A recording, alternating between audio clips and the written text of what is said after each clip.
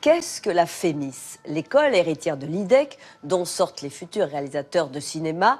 C'est une institution dans laquelle on entre après une sélection très sérieuse. Et c'est ce parcours que décrit Claire Simon dans son documentaire Le Concours, primé à Venise et qui sort aujourd'hui. Elle-même membre du jury, a voulu filmer un système d'admission fondé, en principe, sur la méritocratie républicaine. Alexandra Roux nous raconte l'histoire de la FEMIS.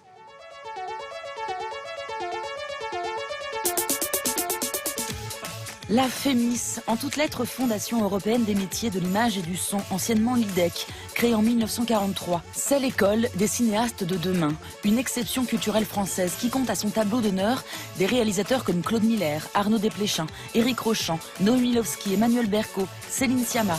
C'est pour dire à ma copine qu'il faut qu'elle se dépêche, parce qu'il y a son papa qui l'attend. Ou Rebecca Zlotowski.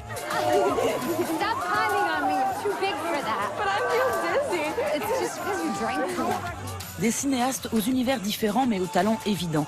Quels sont les fondements de cette institution? Comment y entre-t-on et peut-on parler de formation d'une élite? Rencontre avec Claire Simon qui signe un documentaire sur le concours d'entrée à la FEMIS et Émilie Deleuze, réalisatrice, ancienne élève et aujourd'hui prof au sein de l'école. J'ai eu la chance de rentrer dans la première promo, donc qui basculait effectivement le passage IDEC-FEMIS. Pendant 4 ans, vous ne pensez que à ce que vous aimez. Mais vous ne faites que ça. J'ai un souvenir de cette école. On vivait pour le cinéma, on parlait cinéma, les histoires d'amour étaient à l'intérieur de... Donc il y avait une espèce d'envie et d'intelligence sur le cinéma qui était incroyable. Ce qu'il a fait est extrêmement maîtrisé. Non, tu peux pas, c'est pas vrai. Je sais que tu le sais, c'est pas vrai.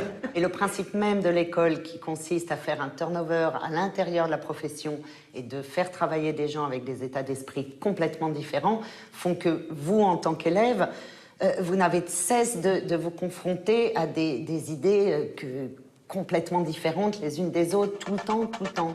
Une formation professionnalisante qui prépare à 7 métiers du cinéma et notamment la réalisation. Émilie Deleuze explique comment l'école amène chaque année de jeunes metteurs en scène à trouver leur place dans l'industrie du cinéma.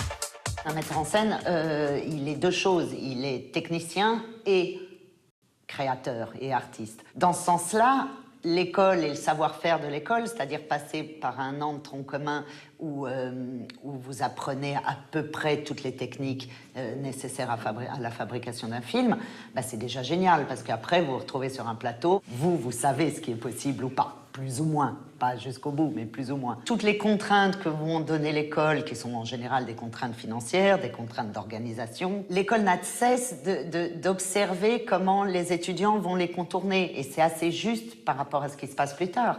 C'est-à-dire que plus tard, vous sortez pas des contraintes. Ce que questionne Claire Simon n'est pas tant la qualité de l'enseignement dispensé par cette école 4 étoiles, mais plus comment s'effectue la sélection. Comment un concours choisit 60 élus sur 1200 candidats passionnés. C'est un scénario de la réalité. J'ai choisi de suivre le concours et pas des personnes pour qu'on voit la machine et en quoi la machine est quand même malgré tout une narration et qu'elle est et je crois que le film a du suspense alors que on ne suit personne. C'est cette confrontation entre l'appétit d'une jeunesse qui se projette dans des choses dont elle rêve, comme par exemple le cinéma, et de l'autre côté, une profession qui choisit ses héritiers. Quelqu'un comme ça à l'école, ce serait vraiment formidable. Mais évidemment. Ça va être un carnage. Il joue sa vie. J'ai peur pour lui. Mais ce serait quoi la peur pour lui? Le regard sociologique de la réalisatrice est aussi un regard politique. La FEMIS n'est pas qu'une ruche de talent, elle interroge sur un déterminisme social. Les jeunes gens, ils rêvent de cinéma, voilà. Et les gens qui enseignent sont des techniciens ou des cinéastes, mais donc qui sont dans...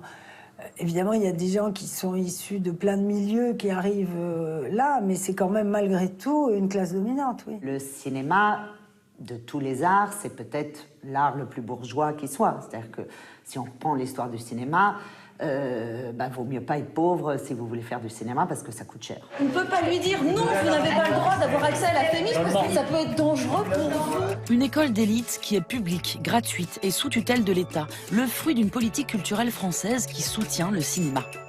Quand on est dans cet écart de 19 à 6, il faut évidemment entendre autant le 6 que le 19. Elle a quand même ce truc, cette école qui est assez extraordinaire. Elle est attentive à ce qu'elle connaît pas.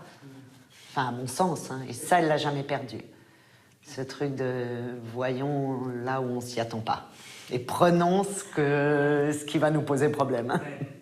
Et il faut toujours laisser le temps. Il faut laisser le jury réfléchir.